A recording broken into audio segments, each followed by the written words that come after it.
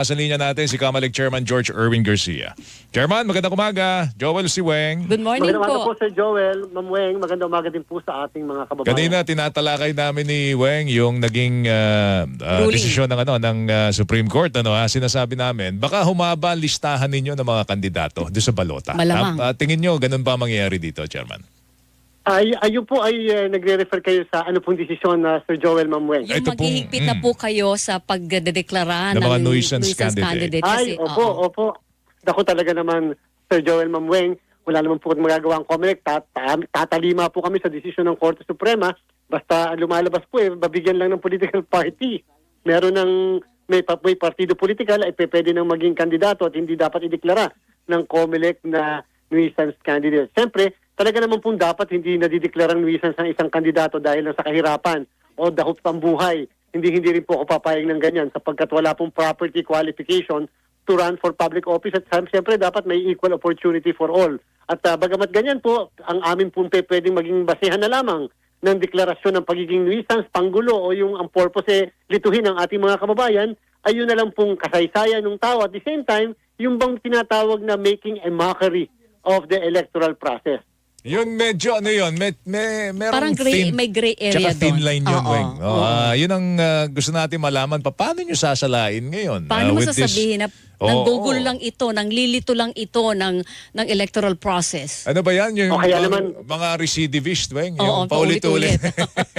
Yan O ba kaya yan? naman ginagawang katatawanan ng ating pong proseso dahil makikita naman po natin yan sa mga aktwasyon nila o yung mga pagkilos at yung minsan sa pagpapa-interview pa lang malalaman natin kung seryoso ba talaga sila na tumakbo o talagang ang purpose lamang ay yung bang ipahiya o kay gawing katatawanan ng proseso natin. Makikita po ng lahat yan. At, pero again, gusto ko sabihin sa lahat sa mga kababayan natin, ito po hindi porket hindi kilala yung tao o hindi porket yung tao ay walang pinag-aralan o porket ang tao ay ang bihis ay ganun lamang na napakasimple, ay huwag po natin sasabihin kaagad na siya ay nuisance candidate. Hindi po yan. Minsan lang hindi naman talaga. Parehas kasi yung pangalan doon sa isang lehitimong kandidato. Minsan po nangyari pa yan sa Negros, eksaktong pangalan. Pati ang pinagkaiba lang po, letra. Isang letra lang. Isang Ruel, yung isa Ruel, isang O at saka isang U. Yung po talaga halatang halata at alam na alam mo na nuisance candidate yung isa doon. Paano po, di ba sabi niyo, Chairman, hindi porket mahirap ang isang tao maidedeklara nuisance candidate. Pero ang realidad po kasi, lalo na kung pang national ang posisyon, kailangan mo ng machinery to campaign nationwide. At dati, mahalagang parte yon para masabing hindi nuisance candidate ang isang tao. Paano ngayon yun, yung kakayahan naman ng kandidato na makapaglunsad ng kanyang kampanya sa iba't ibang bahagi po ng bansa? Maaaring tama po yan, Ma'am Weng, nung mga sinauna na ang pangangampanya talagang kakailanganan puntahan mo ang bawat isla ng ating bansa, ang bawat munisipyo at ang bawat syudad. Sa kasalukuyan po dahil sa makabagong teknolohiya, May software pwede nga na. po ang pangangampanya ay sa pamamagitan ng social media. At alam natin, ang daming nananalo ng mga kandidato kahit sa nasyonal na posisyon na ang pangangampanya ay sa pamamagitan lang ng bagong teknolohiya. So again, hindi mo naman kailangan ng ganong kadaming pera upang makapangampanya sa pamamagitan ng social media halimbawa. Basta ikaw magaling lamang at artistic at the same time medyo magaling kang gumawa ng mga ipopost sa social media, pwede ka na mangampanya. So again, hindi po dapat basihan talaga yung kayamanan. Sapagkat kung ganun po, nagdadagdag tayo ng kwalifikasyon sa saligang batas natin na hindi naman nakalagay. Samantalang nakalagay lang sa saligang batas para makatakbo, age, citizenship, residency, registration bilang botante, literacy. Hindi naman sinasabing dapat bilyonaryo ka, may bahay na mansyon na malaki. Mas mahirap pa pong pumasok na teacher kaysa pumasok sa pamumulitika. At saka, Chairman, di ba sinasabi na kaya merong paulit-ulit na nagpa-file sa inyo ng Certificate of Candidacy dahil nga doon sa dating parameters natatanggihan sila ng COMELEC. So yung mga yon na recidivist na tuwing COC filing, pwede lang mapagbigyan ngayon sa inyong panuntunan ng COMELEC?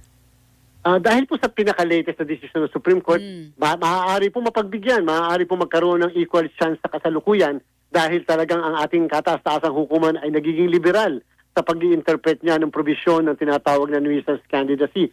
Tatandaan po natin, yung probisyon ng batas sa nuisance candidacy ay nakalagay po sa Omnibus Election Code, Ma'am Weng, Sir Joel, na 1985. Ibig sabihin, by several years ago, nung pagkaka-define ng nuisance na yan. In fact, nakalagay doon yung pagka daw po similarity of name at saka meron pang tinatawag na equity of the incumbent. Pero siyempre po, naka-imprenta na kasi ang pangalan ng mga kandidato sa balota. So parang imposible nang malito. Halimbawa, ilagay ko Salvacion, dalawa ang kandidato Salvacion. Pero siyempre, titingnan mo, anong pangalan ng binigay na Salvacion? Yes. Weng ba siya o Joel Salvacion? So, hindi na po magkakaroon, technically, kung ang pagbabasihan lang ay katulad na family name, hindi po magiging basihan yun dapat ang pagdideklara ng nuisance candidate kung parehas lang ang family name pero magkaiba naman ang nickname o pangalan na ginamit. Okay, so Naku, nalito ako sa inyo. Baka maging pangalan ko si Joel Salvacion tsaka si Weng, si Rowena Reyes Sobel. Sobel. Chairman, paano daw po ang case ng malatulad ni Alice Guo? Paano natin may iwasan ito ulit? Sabi nga dito po ng tester namin Yun sa nga, aming oh. Facebook Live, madaya ang COMELEC. Kung si Guo nga pinayagan ninyong tumakbo, paano natin maiwasan na hindi na ito mauulit? Alam niyo po doon sa ating texter, mangyayari ang isang katulad po niya na personalidad na makakatakbo kung hindi alerto ang sambayanan. Sapagkat para sa kaalaman po ng lahat, ang sabi po ng Korte Suprema, at ito po'y paulit-ulit kong binabanggit, sa kaso ng Serafica versus COMELEC. Ang katungkulan po ng COMELEC ay purely ministerial lamang. Kami po'y tagatanggap lang ng Certificate of Candidacy. Wala kaming diskresyon na tanggihan simply because siya ay singkit o malaki ang mata, matangkad o bandak, maputi o maitim.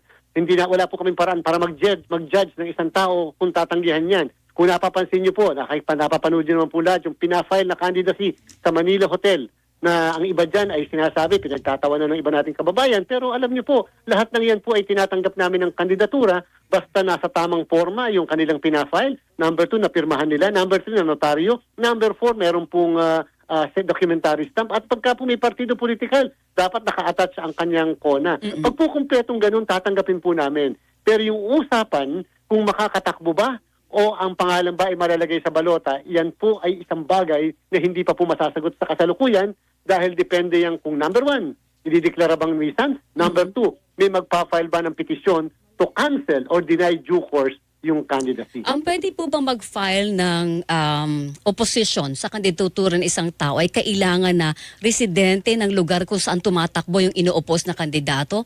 Or anybody can do it as long as halimbawa kilala ko siya pero hindi ako tagalo sa lugar na tinatakbuhan niya? Sabi po ng umiiral natin batas at ng Korte Suprema, para makapag-file ay dapat isang registered voter, yung mismong petitioner. At dapat, sabi po ng Korte Suprema, pag ang pag-uusapan ay edad, citizenship, residency, registration bilang botante at yung literacy, able to read and write, dapat may isang registered voter ang magpa-file. Ang COMELEC daw po ay walang motu proprio function o kapangyarihan na kami mismo ang mag-disqualify base sa 5 kwalifikasyon na aking nabanggit. Yun. Okay, may tinatanong dito si Doc Jen, sabi niya ano ba ang panuntunan sa pagtanggap ng party list? Maganda Kasi yan. ngayon, Weng, di ba? Hindi na siya marginalized. Hindi na. May naidagdag na definition para tanggapin niyo po. Tama, Chairman, ano? Kailangan may advokasya ka lang. Well, ganun lang. Opo. Pwede ng Yung party una, list. Opo, Sir Joel, Ma'am Weng, nung una po, ang sabi ng Korte Suprema ay dapat hindi nakatira sa gated communities ng Dasmariñas Village o Forbes Park. Ibig sabihin, hindi dapat napakayaman Yes. para maging nominee ng party list. Subalit, ilang taon po nakalipas, nagkaroon po ng panibagong desisyon ng Korte Suprema. Ang sabi po naman ay hindi kinakailang gumagapang sa kahirapan ang isang nominee. Sapat lamang na yung nominee daw po ay may advokasya doon sa mismong sektor na kanyang posibleng i-representa. Halimbawa, siya po ay super bilyonaryo, tapos ang nire-representa niya ay mga magsasaka. Pwede ba siyang maging party list nominee? Ang sagot po, opo, basta meron siyang advokasya doon sa mismong sektor na yun. Yan po ang sabi mismo ng Korte Suprema. At the same time, halimbawa ito'y kababaihan na grupo, pwede ba magrepresenta ang lalaki? Pwede po. Basta isang lalaki ay may advokasya doon sa grupo ng kababaihan. Yan po ang implikasyon ng desisyon ng Korte Suprema na again, ang COMELEC po ay tatalima. Marami pa tayong tatalakayin sana, Chairman. Kaya lang kinakapos tayo sa oras sa mga Sa susunod susunod na ulit. pagkakataon. Huwag kayong magsasawa sa Opo, Sir, thank you. Opo, Sir Joel, Ma'am Weng, mabuhay po kayo. Thank Salamat you. po. Morning. Chairman George Erwin Garcia ang